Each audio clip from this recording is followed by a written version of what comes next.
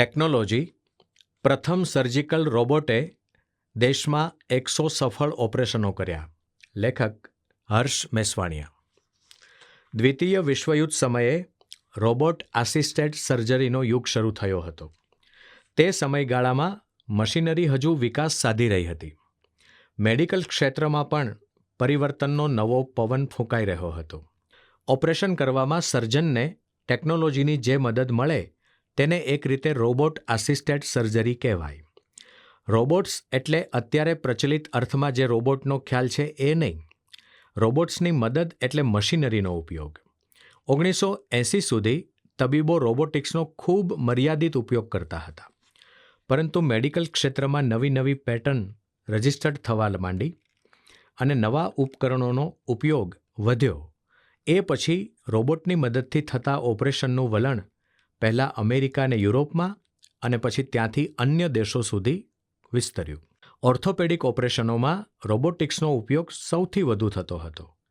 એમાં બીજા ઓપરેશનની સરખામણીએ પ્રક્રિયા એટલી જટિલ ન હોય એટલે રોબોટિક્સની મદદ મેળવવાનું વધુ આસાન હતું.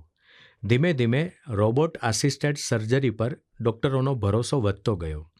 આ બધા માત્ર છૂટાછવાયા પ્રયોગો હતા અથવા તો રોબોટિક્સનો ઉપયોગ બહુ મર્યાદિત થતો હતો. રોબોટિક સર્જરીનો ખરો યુગ શરૂ થયો 21મી સદીના પ્રારંભના દશકમાં.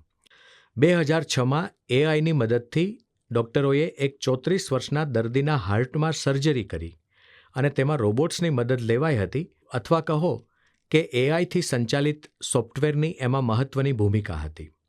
2015 પછી રોબોટિક સર્જરીનો વ્યાપ ખૂબ વધ્યો હતો, પરંતુ 2-1 વર્ષમાં તેણે નવો મુકામ હાંસલ કરી લીધો છે.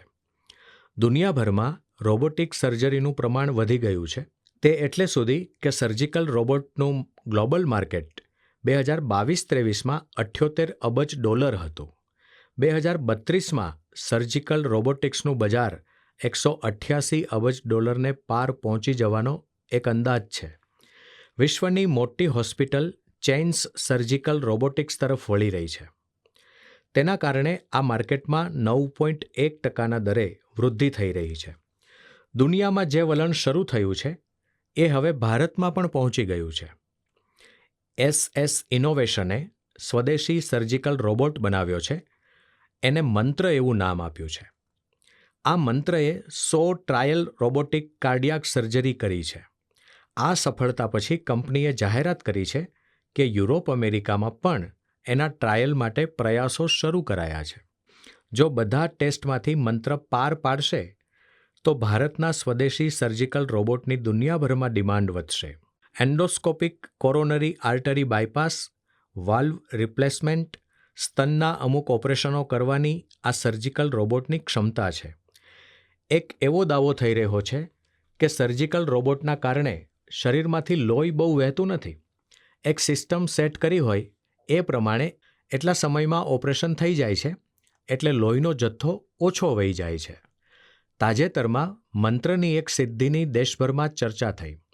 ગુરુગ્રામમાં Rajiv Gandhi cancer institute and research centre છે. અહીંના નિષ્ણાત સર્જનોની એક ટીમે 40 કિલોમીટર દૂર રોહિણીમાં એક દર્દીનું ઓપરેશન કર્યું.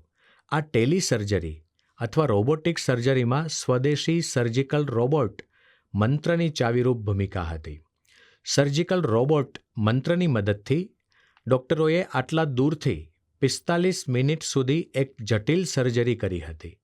52 વર્ષના દર્દીનું યુરિનરી બ્લેડરના કેન્સરનું સફળ ઓપરેશન કર્યું હતું.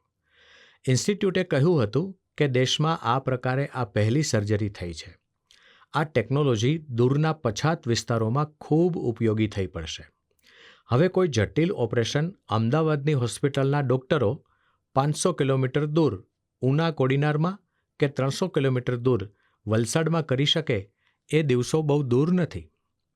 સર્જિકલ રોબોટ્સની હિમાયત કરનારાની પોઝિટિવ દલીલ એવી છે કે તેનાથી માનવીય ભૂલ નિવારી શકાય છે. માણસની ભૂલના કારણે ઓપરેશનોમાં જે ગરબડો થતી હોય છે એ ઘટી જાય છે. જેમ ડ્રાઈવરની માનવીય ભૂલોના કારણે અકસ્માતો સર્જાય છે, પણ સ્વયં સંચાલિત ડ્રાઈવરલેસ કારમાં એ ક્ષતિ નિવારી શકાય એવી આ વાત છે. વળી ઓપરેશનમાં જે સમય લાગે છે તેમાં મોટો ફરક પડશે.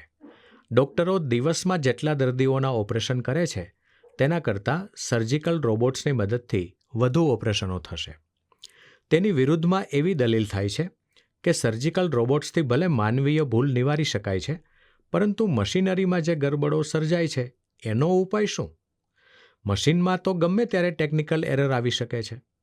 તેનાથી એ દર્દીઓ પર જીવનું જોખમ આવી પડે છે. એવી દલીલ કરનારા લોકો છેલ્લા થોડા સમયમાં બનેલા કિસ્સા ટાંકે છે. ફ્લોરિડામાં 2-1 મહિના પહેલાં એક સર્જિકલ રોબોટની મદદથી કેન્સરનો ઈલાજ થતો હતો.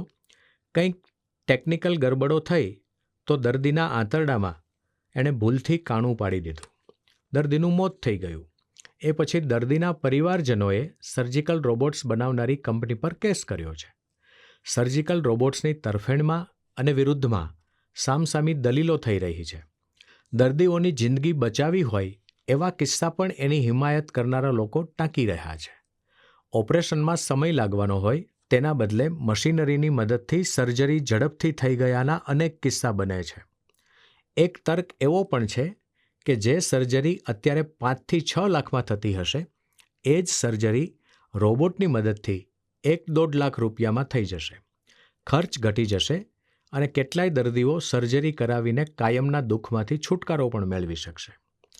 દાખલા દલીલ વચ્ચે એટલું તો સ્વીકારવું પડશે કે જેમ માનવીય ભૂલ શક્ય છે ને માનવીય ભૂલના કારણે દર્દીનો જીવ જોખમમાં મુકાઈ શકે છે, તેમ યાંત્રિક ખામી પણ શક્ય છે અને તેનાથી એ દર્દીનો જીવ જોખમમાં મુકાશે. અન્ય ક્ષેત્રના રોબોટ્સ કરતાં સર્જિકલ રોબોટ્સનું કામ જટિલ છે, એટલે તેના પ્રોડક્શન વખતે વિશેષ કાળજી રાખવી પડશે. ટેકનિકલ બાબતોમાં પ્રમાણભાન જળવાશે તો એનો સમજપૂર્વકનો ઉપયોગ સારા પરિણામો આપશે. દુનિયામાં સેંકડો લોકોને નિષ્ણાત સર્જનોનો લાભ મળતો નથી, પરંતુ આ સર્જિકલ રોબોટ એ નિષ્ણાત સર્જનોનો હાથ બનશે.